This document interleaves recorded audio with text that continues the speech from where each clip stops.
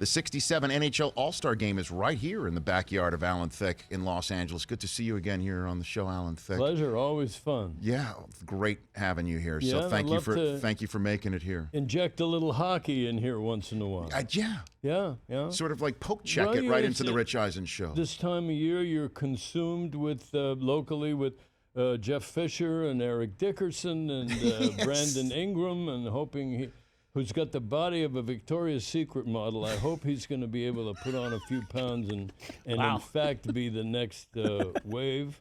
But it's an exciting time to be a sports fan in L.A. Now let's get right down to the tweet that you sent out on Rich Eisen show today. Will Bieber skate? Well, what is that? What do you mean here, Alan? The NHL All-Star game and weekend is here at the end of January in L.A., and part of the festivities will be the celebrity hockey team formed many years ago and has gone through several transitions. And you were the first to do that, correct? Yeah. Were you the He was the co-founder of the celebrity hockey team, who was Alex Trebek. See how I did that? How I framed it? Well done. Okay, hockey trivia for 500, Rich. Alec and I, and John Bennett Perry, who later passed the torch to his son Matthew Perry. So we've gone through many generations, and the current generation, we are hoping that will be joined this year by Justin Bieber. We're trying to recruit him.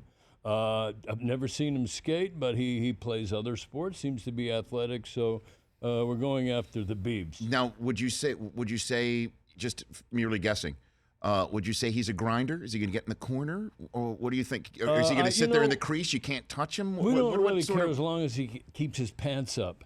That seems to be a big part of his MO on tour. Wear your pants, Justin. We'd love to have you. But we've had, we've had so many wonderful, as I said, the torch kind of gets passed. The next generation with Cuba Gooding. We started with Dave Coulier, and there was myself, and Cuba was a good hockey player. David Boreanaz from Bones has played in more recent years. Yeah, we've had a lot of fun guys, but you have to bring in some new blood. Mm-hmm. So Bieber, you're trying to get him to do this? We want the Biebs to show.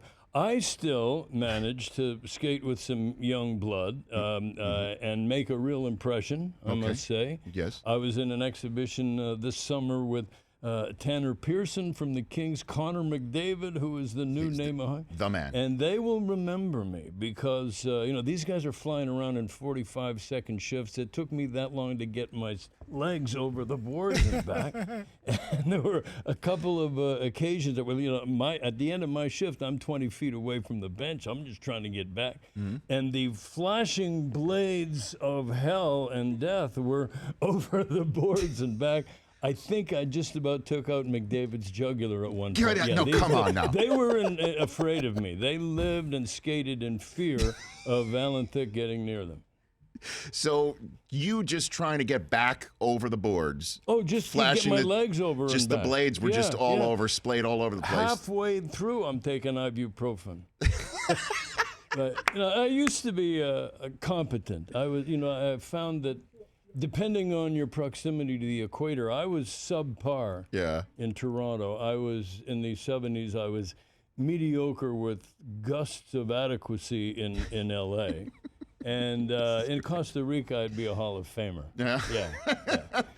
Alan Thicke here on the Rich Eisen Show. Did you ever try another sport? North of the border? Did you ever try? I did. Did you try football? Played you ever play football? Little football. Played. I still play.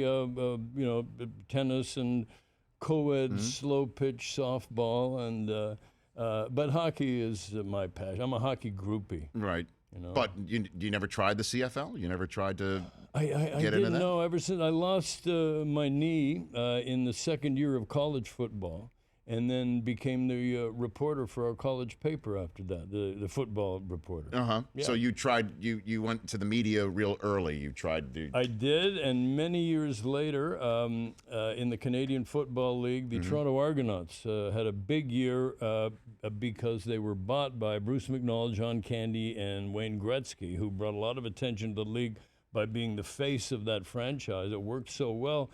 my favorite team, the Hamilton Tiger Cats, called the next year and said, maybe you could put together a little group to be the face. I said, love it. They were going to sell us the team for $1, and all we had to do was the PR. So I rounded up Martin Short, David Foster, and my other choice ultimately was our downfall. I turned on the CNN one morning, and my other choice was O.J. Simpson, who had played in Buffalo, only 40 miles away from Hamilton, so he knew the neighborhood. But I knew at that moment my days as a football owner were probably over.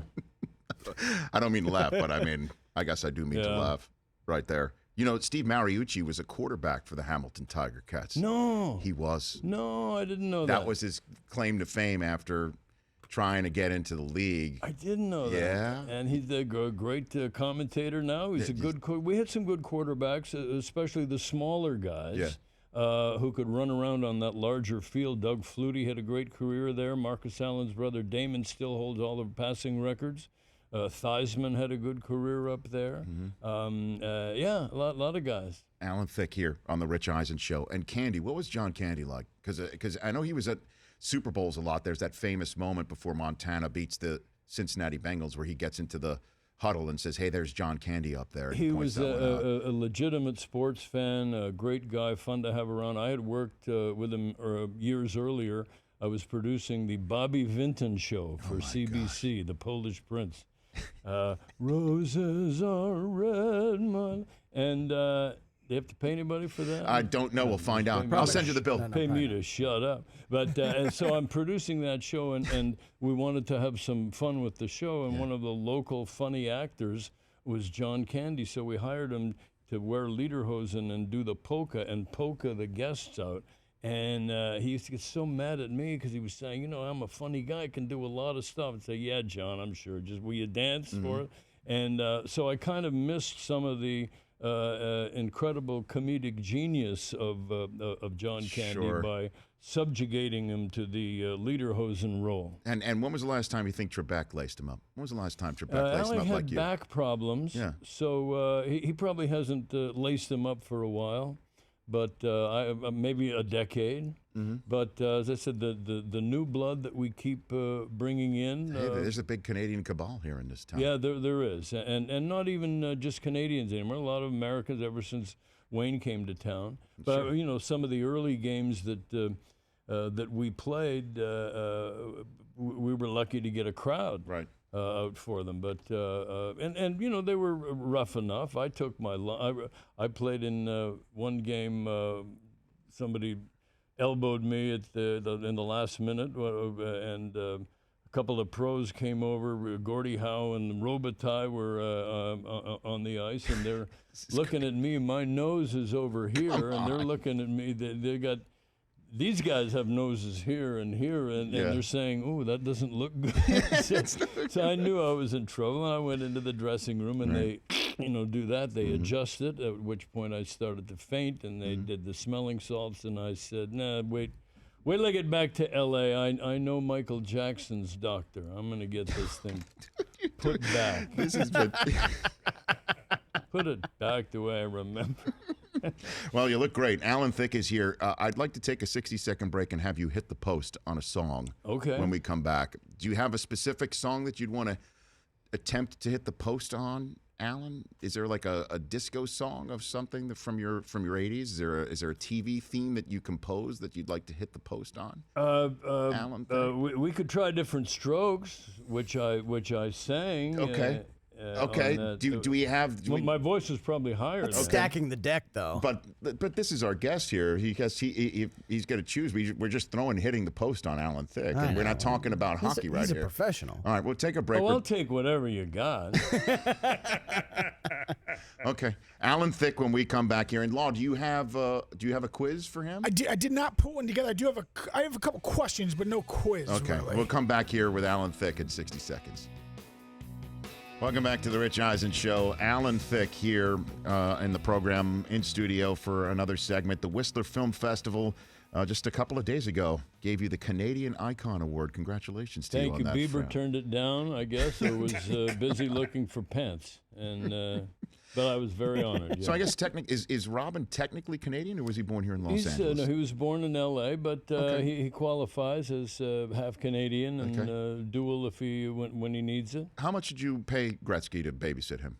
What was Gretzky $10 an hour? No, he was house sitting when Robin was 10 years old at my house, and I was off with my other son in Norway at the time when they got the call back here that Wayne had been traded from Edmonton to L.A., and Wayne abandoned my son Robin at that moment, got on a plane to go and make hundreds of millions of dollars. And that Janet was there, pregnant at the time with the lovely Paulina. Yes. Yeah. So Mrs. Dustin Johnson, right there now. you go. It's the 3 degrees of separation. Yeah. But, Where's Kevin Bacon in this whole thing? He should be. I think he was taking care of the bathwater. I'm not sure. There was a very busy household when that phone rang. Well, again, congratulations on that award. Our poll question today is what's your favorite '80s family sitcom?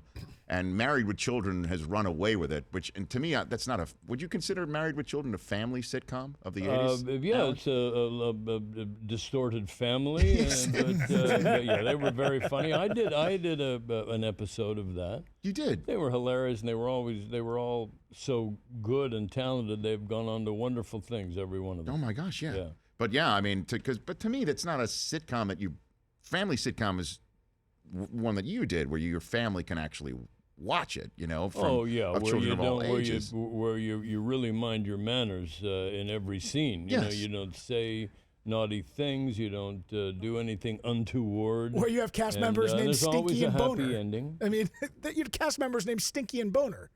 I didn't hear that. You had cast members named Stinky and Boner. Oh, yeah, we did. When you're writing a show like Growing Pains, which is, very, very civilized, and I would think frustrating for a room full of writers after a while, they were so proud of themselves and so happy to sneak the nickname Boner into the show, and I'm sure they all had one because they got that past broadcast standards, and I think that's what kept them coming to work every day. And by the way, the facial hair here. Yeah. It's great that you didn't all. I grew this on the way into your show this morning. That's a small but beard. not a hockey beard. This will go. It's not like those playoff beards. Oh yeah. Well, that's what Chris Law has over there. Yeah, and Joe Thornton. I mean, these guys that.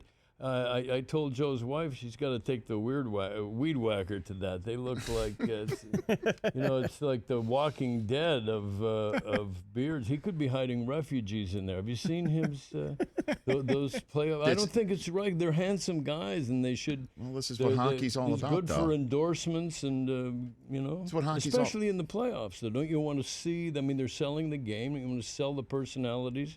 But it's at that point in time though. It's about the cup. At that point in time, you know that. Weed whacker, Joe. Weed whacker. The Rich Eisen Show. Weekdays at noon Eastern on Audience.